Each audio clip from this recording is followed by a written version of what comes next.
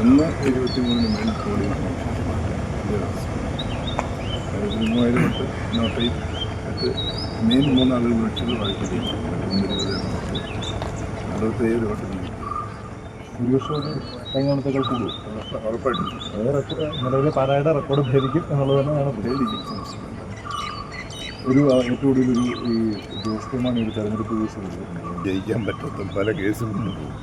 ഇത് നിങ്ങൾ കൊടുത്ത കേസ് 2 ഇപ്പോൾ കോടതി കൊടുത്തിട്ടുണ്ട് ഓൾറെഡി കഴിഞ്ഞ കൊല്ലം കൊടുത്തത് കഴിഞ്ഞ ഇലക്ഷൻ കേസാണ്. അതിലൊന്ന് തോറ്റു, അത് നേരെ സുപ്രീം കോടതി കൊണ്ടുപോയി. ഈ കേസും കളിച്ചും നടക്കുന്നതിൻ്റെ പുള്ളി ജീവിതത്തിൽ ജയിക്കാൻ പാടാം. അല്ല ഇലക്ഷനിൽ മത്സരിച്ച് ജയിക്കുന്നവൻ ചെയ്തു പറയുന്നത് എങ്ങനെയാണ് എനിക്ക് എത്ര കേസ് കൊടുക്കാം? ഒരു 100-500 കേസ് കൊടുക്കാം. ഇതുപോലെ യൂട്യൂബിൽ സോഷ്യൽ മീഡിയയിൽ കൂടെ അവഹേളിച്ചിട്ട് ഈ പാലാ നിയോജകമണ്ഡലം മൊത്തം കൊണ്ട് ഞാൻ കൊള്ളക്കാരാണ്, വെട്ടിപ്പുകാരാണ് എന്ന് പറഞ്ഞ് കൊടുത്തിട്ട് ദിനേശ് മേനോൻ എന്ന് പറഞ്ഞ ഒരാൾ കൊടുത്തത് സ്ഥിരമായി എല്ലാ ഇലക്ഷൻ സമയത്തും മാത്രം കൊണ്ടുപോകും. ഈ തെരഞ്ഞെടുപ്പിൽ കണ്ടില്ല. അത് കഴിഞ്ഞ് അവർ തന്നെ ഫ്ലെക്സ് എടുത്തു 3 മാസക്കാലത്ത് അതോടെ ഇതൊക്കെ ഞങ്ങൾക്ക് കേസാക്കാൻ പറ്റും. അതുപോലെ അപമാനിച്ച് മനുഷ്യരെ വ്യക്തിഗത ചെയ്ത് നോക്കിയിട്ടൊന്നും പാലായിലെ ജനത്തിൻ്റെ വിലപ്പോയി. അത് അദ്ദേഹം ഇനി പഠിക്കേണ്ടിയിരിക്കും. BJP കടന്നവരെ വിട്ടാണ് ഗുണമത്സരം ഉണ്ടായിരുന്നോ അതോ പ്രത്യേകിച്ച് ഉണ്ടായിരുന്നു.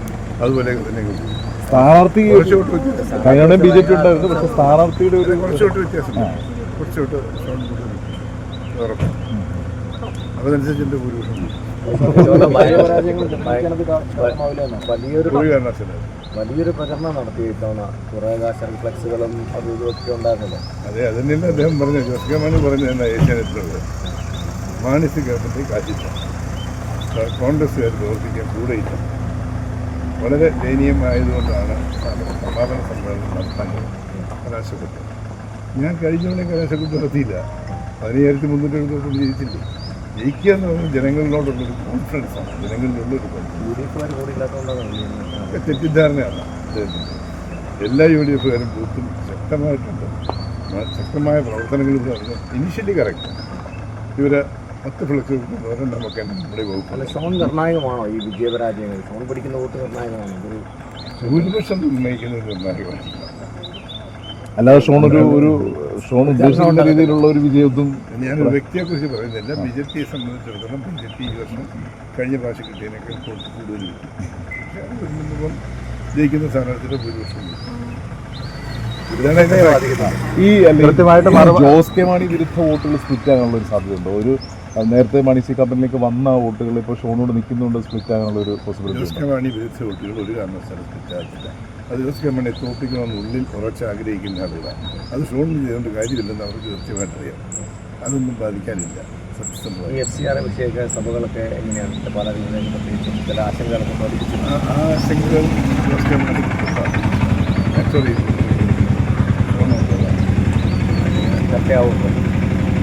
ഓൾറെഡി ആയില്ല. ഇന്നത്തെ ഇത് കഴിഞ്ഞ ഒരു കണക്കുമായിട്ടൊരു പക്ഷേ അല്ലേ നാളെ രാവിലെ കൃത്യ കണക്ക് പറയാം എത്ര ഒരു സംശയം. ഞാൻ ഇവിടെ ഒരു ഗുണം എന്താണെന്ന് ചോദിച്ചാൽ എൻ്റേത് 6ാമത്തെ നടത്തില്ല. അവിടെ വിളിച്ചു ഞാൻ അവരോട് പറഞ്ഞു ക്യൂ ഇടുന്നതിന് ബുദ്ധിമുട്ടുണ്ട്, കാരണം പറ്റാൻ മതി. അത് മേശം മാറ്റിയിടും. മാറ്റിയിടുമ്പോൾ ക്ലിയർ ആകുമ്പോൾ ഞാൻ പോലും നോക്കി വലിയ ബുദ്ധിമുട്ടില്ല. 6ാമത്തെ അത് കണ്ടുപിടിക്കാൻ. ഇനി ബാക്കിയുള്ള സ്ഥലങ്ങളിൽ പോയി നോക്കിയറിയാം എങ്ങനെയാണ്. ഈ പ്രതിപക്ഷ നേതാവ് വന്നിട്ട് പറഞ്ഞത് കാപ്പനിൽ തിരുവനന്തപുരത്തേക്ക് വരുന്നത് വെറും MLA ആയിരിക്കത്തില്ല എന്നൊരു പ്രസ്താവന തിരിച്ചു വരുന്നത്. അല്ല, ജയിച്ചാൽ മന്ത്രിയല്ല, അങ്ങനെ ഒരു UDF അധികാരത്തിലേക്ക് വന്നു കഴിഞ്ഞാൽ സ്വാഭാവികമായി ഘടകകക്ഷി. അതിനൊരു പരിഹരണം കിട്ടും. രമേശ് വന്നിട്ടുള്ള സതീശൻ വന്നിട്ടുള്ള ഞങ്ങളൊക്കെ തമ്മിൽ ചർച്ച ചെയ്ത് പാലായ്ക്ക് വേണ്ടി എന്തെങ്കിലും ചെയ്യുന്നുണ്ടാക്കിയിട്ടുണ്ട്. 52 കൊല്ലം പാലായ്ക്ക് ഉണ്ടാവാത്ത ഒരു സ്ഥലം. കൊട്ടാരമറ്റത്തിലും KSRTC ബസ് സ്റ്റാൻഡിനപ്പുറം പാല വളരാൻ പോകുന്നു, ടൂറിസം വളരാൻ പോകുന്നു, കാർഷിക മേഖല വളരാൻ പോകുന്നു, ഇൻഫ്രാസ്ട്രക്ചർ വളരാൻ പോകുന്നു. നിയമത്തിലായിട്ട് ബോട്ട് ഓടിക്കുമെന്ന് ഞാൻ പറഞ്ഞ പുച്ഛിച്ച് തള്ളിയുള്ള മുമ്പിൽ 2 കൊല്ലത്തിൽ ബോട്ട് ഓടിക്കുന്ന നിമിഷം വേണ്ടി.